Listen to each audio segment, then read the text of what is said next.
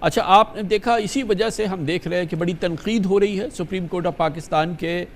اس فیصلے کی حکومتی اراکین کی جانب سے، جن کا تعلق حکمراں اس وقت اتحاد سے ہے، اور جس میں خاص طور پہ وزیر قانون اعظم نذیر تارڑ ہیں، وہ اس کیمپین کو لیڈ کر رہے ہیں۔ اور اس میں خاص طور پہ پہلا پوائنٹ جو وہ بار بار کہہ رہے ہیں کہ بھئی پی ٹی آئی نے تو ریلیف مانگا ہی نہیں تھا، انہوں نے تو ان کو کیوں ریلیف دے دیا، وہ تو اس میں اس طرح سے فریق بھی نہیں تھے کہ وہ ریلیف مانگ رہے ہوں۔ اور اس کے لیے اعظم نذیر تارڑ صاحب نے کہا کہ سپریم کورٹ نے تو وہ چیز کی ہے کہ ان سے گندم مانگا، انہوں نے چنا دے دیا۔ دیکھیے، کورٹ کا کام یہ نہیں ہے کہ وہ ریلیف گرانٹ کرے، خاص طور پہ جو ایپیکس کورٹ ہے، سپریم کورٹ، اس کا کام یہ نہیں ہوتا کہ وہ ریلیف گرانٹ کرے جو لوگ مانگتے ہیں۔ اس کا کام یہ نہیں ہوتا کہ وہ صرف وہی چیزیں دیکھے کہ جو پارٹیز اس کے سامنے رہی۔ اس کا کام یہ ہوتا ہے کہ وہ فیصلہ کرے ان اکارڈنس ود دا کانسٹیٹیوشن، وہ فیصلہ کرے جسٹس کے مطابق، اور وہ جو بھی فیصلہ ہو۔ سپریم کورٹ کے پاس 184(3) میں سو موٹو پاورز بھی ہے، اور میرے خیال میں اس شارٹ آرڈر میں آیا نہیں ہے، لیکن انہوں نے 187 آرٹیکل کے پاورز ایکسرسائز کی ہیں ٹو ڈو کمپلیٹ جسٹس۔ تو اس پر بھی یہ پتہ نہیں کس زمانے کی فیصل جورسپروڈنس کی صدیقی بات صاحب، کر رہے ہیں تارڑ صاحب، کہ تارڑ سپریم صاحب کورٹ جو لوگوں نے پرے کیا ہے اس کے بیونڈ جا ہی نہیں سکتی۔ سپریم کورٹ نے یہ دیکھا ہے کہ دیکھیے اس میں اصل جھگڑا کیا تھا۔ اصل جھگڑا یہ تھا کہ پی ٹی آئی کے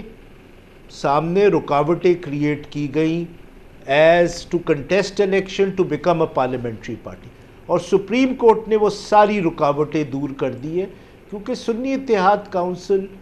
میں پی ٹی آئی کے ممبرز کو جوائن کرنا وہ simply a temporary decision, because they had no choice, because P T I کے حوالے سے بہت رکاوٹیں کھڑی کی جا رہی تھی۔ تو میری نظر میں یہ فیصلہ بالکل ان اکارڈنس وتھ کانسٹیٹیوشن۔ تو یہ بھی پوچھنا چاہتے ہیں اعظم نذیر تارڑ صاحب کہ بھائی کون سی جیورسڈکشن اس سپریم کورٹ نے استعمال کی ہے، وہ یہ جاننا چاہتے ہیں، اور اس سلسلے میں جو تارڑ صاحب کو ابہام ہے،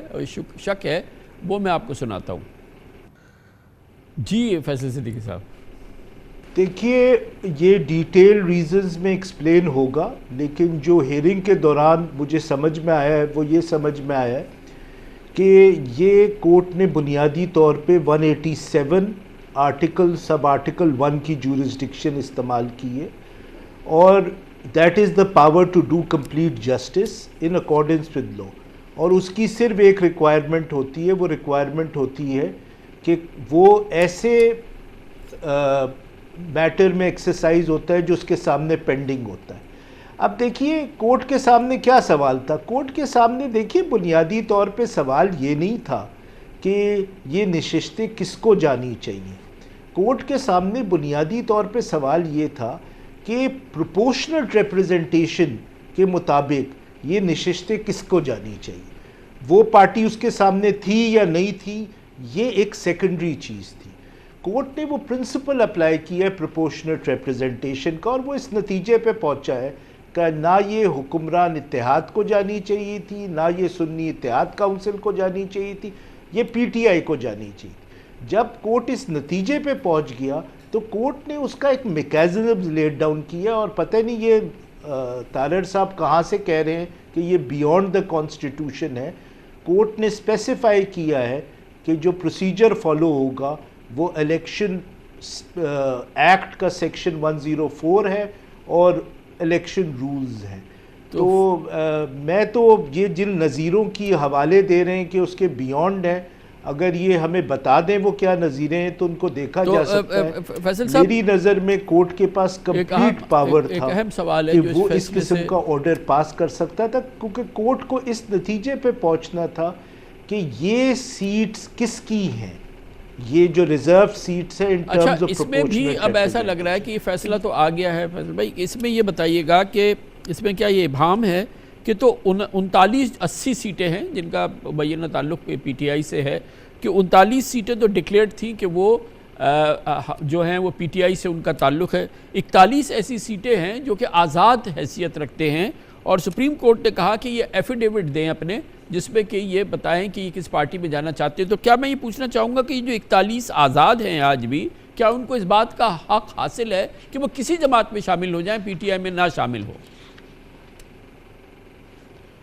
جی دیکھیے، لینگویج سے تو یہی لگتا ہے کہ یہ کسی بھی جماعت میں داخل ہو سکتے ہیں،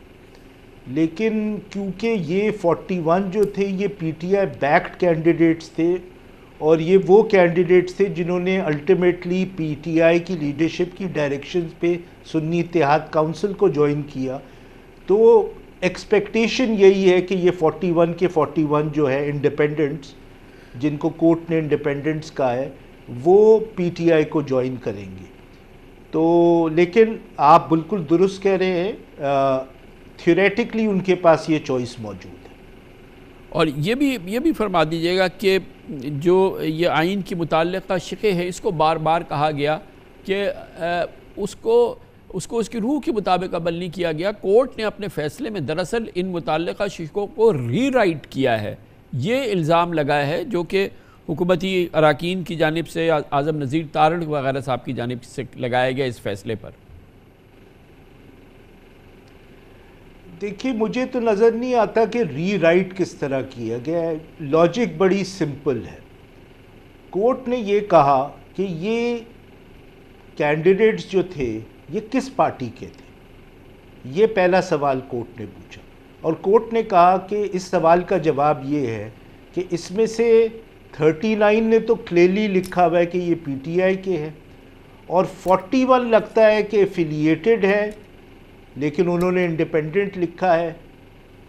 اور کیونکہ اس وقت یہ الیکشن کمیشن نے یہ کنفیوژن کریٹ کر دیا تھا کہ P T I parliamentary party بن سکتی ہے نہیں بن سکتی ہے، اس لیے as a emergency measure, as a back up measure انہوں نے سنی اتحاد کونسل جوائن کر لیا۔ تو اگر ایک دفعہ یہ ڈٹرمن ہو جاتا ہے کہ بھئی یہ کس پارٹی کے ہیں اور ان کے پاس کیا یہ رائٹ ہے انڈیپینڈنٹس کے پاس کہ یہ پی ٹی آئی کو جوائن کر سکتے ہیں، کیونکہ P T I is also parliamentary party,